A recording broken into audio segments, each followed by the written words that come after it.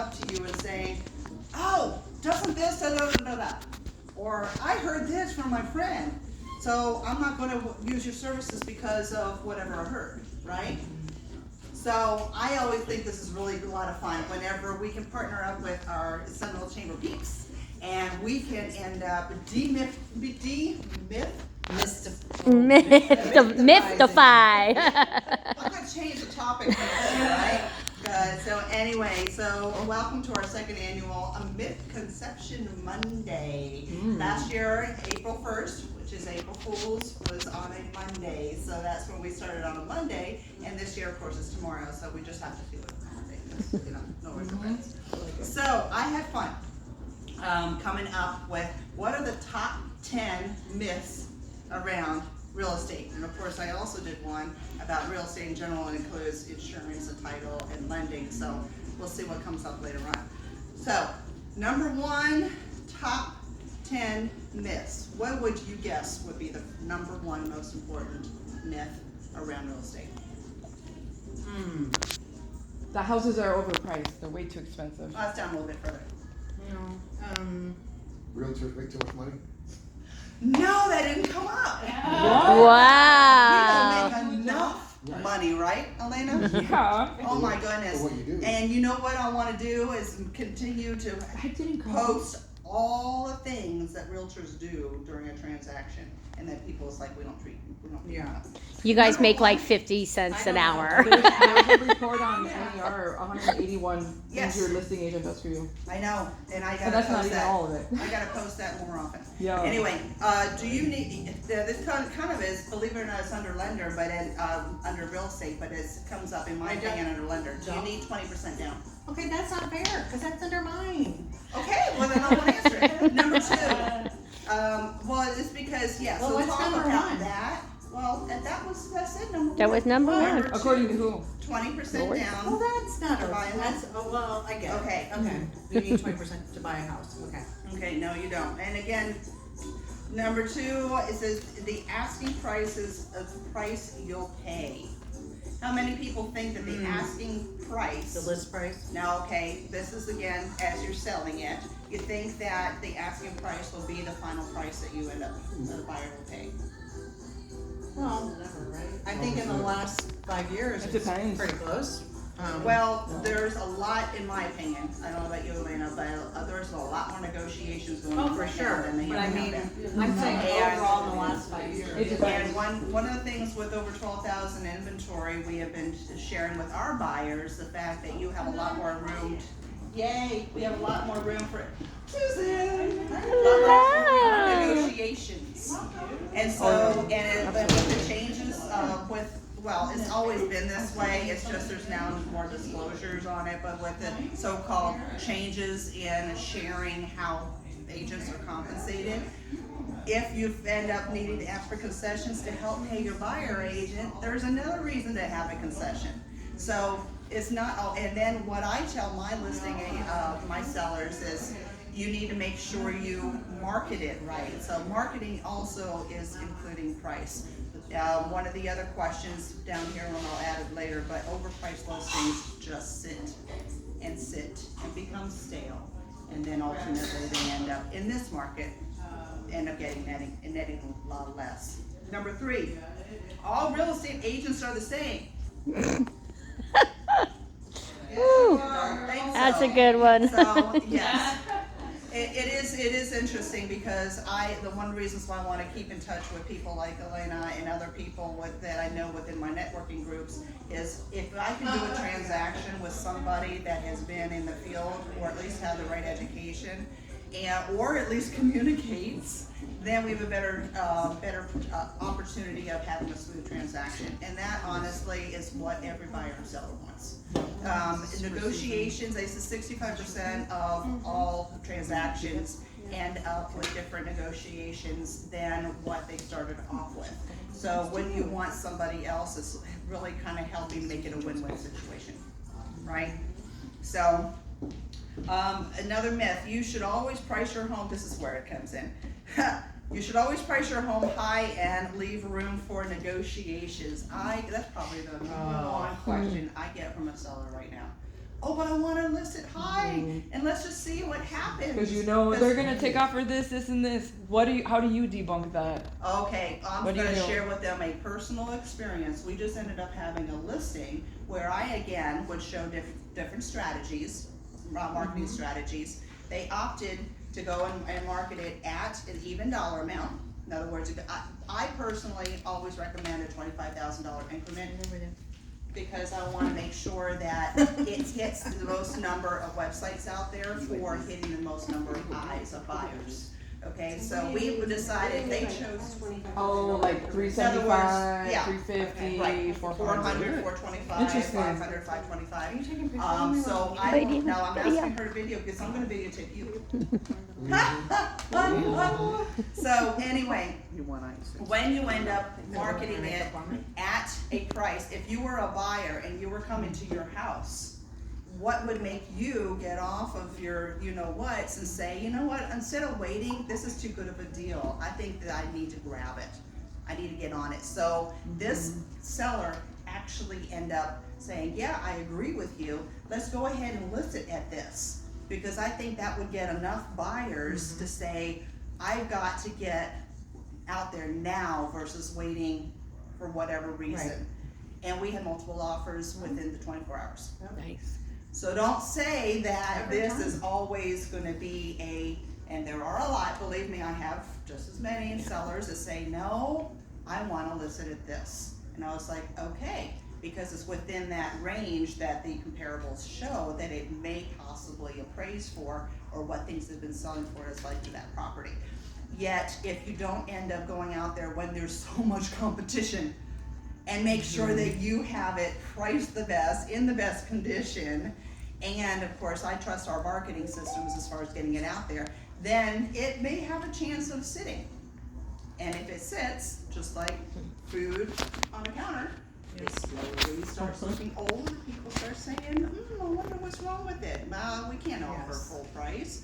We can definitely not offer anything over list price, because there has to be something wrong because it's been on the market for X days. So, I just much rather the numbers show. And so you present the numbers and say, this is what it's looking like, these are the pictures, and then have them decide, and then go from there. So next myth, you do not need an inspection for new construction. Have you ever heard that? Yeah, my husband used to inspect new construction. Yes. Well, a new construction, just like any other builder, they're human beings and they do make mistakes. Lots of stuff behind those walls Exactly. that doesn't And- all belong there. And as the contract says, or the as-is contract says, you do not have to have this an option to have an inspection on your own as on any house out there. I highly encourage it, because if you have something that comes back after you close that says, oh, well, this doesn't work, or this just broke, and they opted not to have an inspection, then who are they to blame? They're gonna blame us. So I have to have something in writing saying I decline to have inspections. New construction's the same thing. If they end up saying, all right, I'm gonna go ahead and they have all these different warranties, well, you know, they're inspectors and they're realtors, if you wanna put it loosely, you know, people are representing them. They're not representing the buyer. The buyer needs to have their own separate representation and to have an unbiased inspector go out there and make sure that things are done. Most common issue with new construction are roofs, I found. So, next myth, you should always sell your home in the spring or summer. Who thinks that? Say it again? You should always sell your home in the spring and summer. Always, no. False. Okay, how many people end up selling their home because they got a job transfer? A lot. How many people get it because they got married, or they have, having another child, they need a bigger home? Or have age. They're sick and tired of their HOA and they need to move.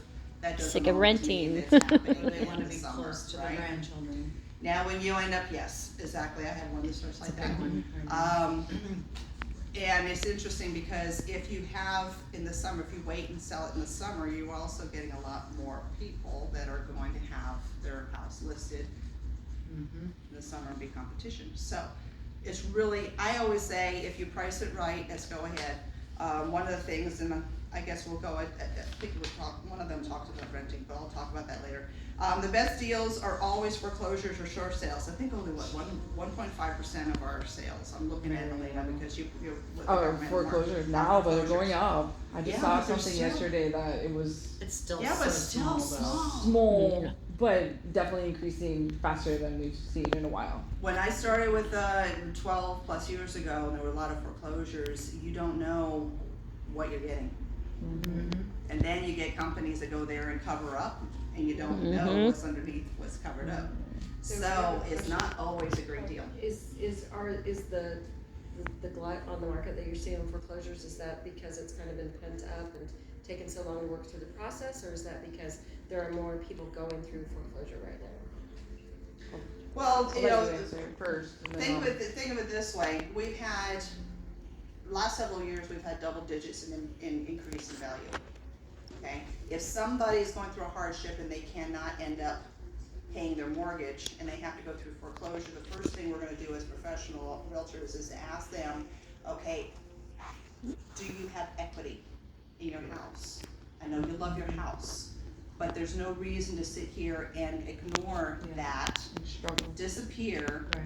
when you could sell it and not ruin your credit. Just go into a rental or some other, live with family for a little bit until you get your feet back on the ground, and you have certain equity amount that you can take and put in your savings, and then when you get you can go and buy something maybe that's smaller, but you're not ruining your credit.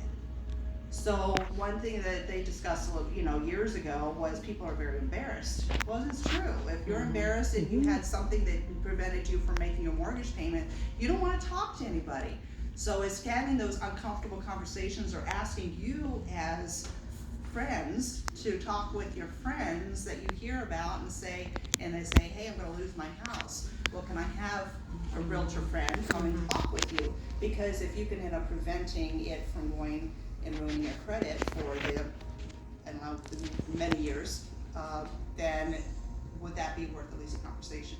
And then you can sell it and take that money and pay off the balance on the mortgage and be able to go on with life. So, Can I add something to that? of course. For you lenders, where did you guys go through a lot of like forbearances during COVID, right? And then they have so many years where they didn't have to pay We see very little of those. foreclosures or anything, and even though whenever you see something in the market right now, they're like, oh, foreclosures are up.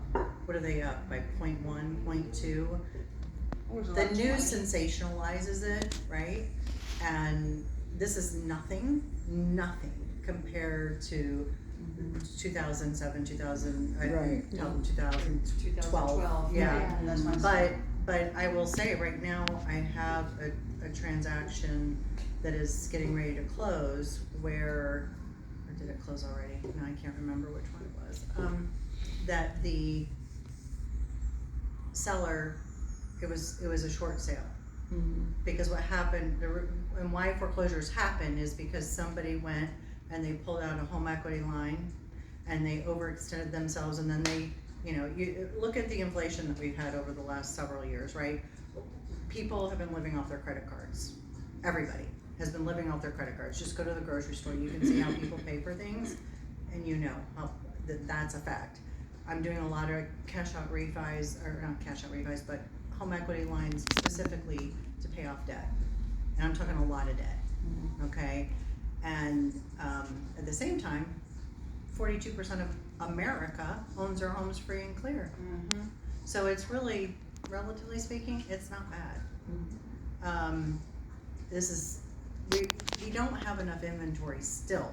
And we're not gonna get there because the builders aren't gonna build enough homes for us to have enough inventory to where we could be back in a 2008.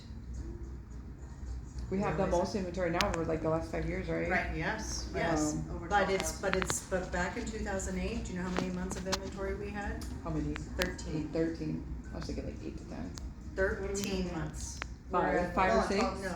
Oh, Right a now, month months of inventory. Yes, 7? 5, I think. I think 5, hearing. yeah. A I just little saw it over today. 5. As depending on where you look. So and that's depending come on down where a little bit, it's actually. Yes, we're in a balanced market right now, which Yeah. is absolutely wonderful. Yes. The way I look at it is buyers and sellers can both end up negotiating to make sure it's a win-win versus overpaying for Agreed. something. And they're coming back. They're getting busy again. Yes, yes. All right, a bigger home is always a better investment. I don't necessarily agree with that myth, because I guess they wanted to invest, because you have higher taxes and costs and utilities. Another myth, the house, and again, this is just super crappy, CBT, it's not always necessary. The His housing name market. is Chad. Don't- Yours is Chad. His What name if is Chad. Okay, okay. He's very, I thank him all the time. I don't Chad? usually use it, but I had to do it. because- Chad's The a housing great market is- assistant. The housing market is either hot or cold. No. No, it's very So lukewarm. again, it all really, and a lot of this comes down to also if the house is listed for a long time, it's probably overpriced. There is a lot more gray area now. You've got talking about condition, location. I have a listing down in St. Cloud, and there is a whole lot of inventory down there around attractions and the new construction. Yes, new construction, big time. And yes, you can go on our YouTube channel and you can end up seeing different videos that I've done as far as how much months of inventory are in certain areas, certain counties. Okay, in other words, the months of inventory means if nothing else came on the market and then it continues to sell at the same rate that's going right now, how many months will it take for it to deplete? So Seminole County is about 3. That is least amount in the Central Florida. So be thankful we live in Seminole County, but there are other counties that they're up there, and then of course condos, 9 months of inventory. I think it's because a lot of the assessments are building now. So, yeah, so, Requiring more reserves. yes, And more reserves and higher replacement costs on condos. So that's what's halting a lot of our closings on condos, yeah, because the lenders aren't liking the master policies, the master insurance policies. right. They're wanting more replacement costs and more reserves. So with condos, definitely get your buyers to go out there and research what the HOA is requiring as much as you possibly can, for sure. What I wanna touch with before the next person goes on there, is buying versus renting. Then what they have admit, buying is always better than renting. Well, not always, I mean, sometimes you're only there for a short period of time. Yet, in Central Florida, we're lucky because for the last almost 13 years, I've been in real estate, the values have been going up. Yeah. And a lot of times they go up more than they do with sometimes a financial advisor. So it's like, okay, if you go in and you buy something and you know you're gonna sell quickly, well then maybe it's not worth it. Yet who are you paying rent to? You're paying somebody else's mortgage, a landlord. So if you can end up getting yourself something, even if you hold on to it for 2 years, you're gonna at least take the equity and be like a savings account. So, now, of course, you also have tax benefits, so you have to talk to your accountant as far as that goes. But, we can sit there and talk with you whenever you need to as far as what location and what's better for you. I'm trying to get my daughters out to buy versus rent, but she needs to, get used to the responsibilities of being on her own before she wants to commit to a house. Yet, I wanna end up having a legacy for them. So that's my goal, is to get myself some property so I can leave for my daughters. Because if I can get her a tenant to pay the mortgage plus a little bit some, then there's nothing better than a win-win situation. So, with that said, thank you.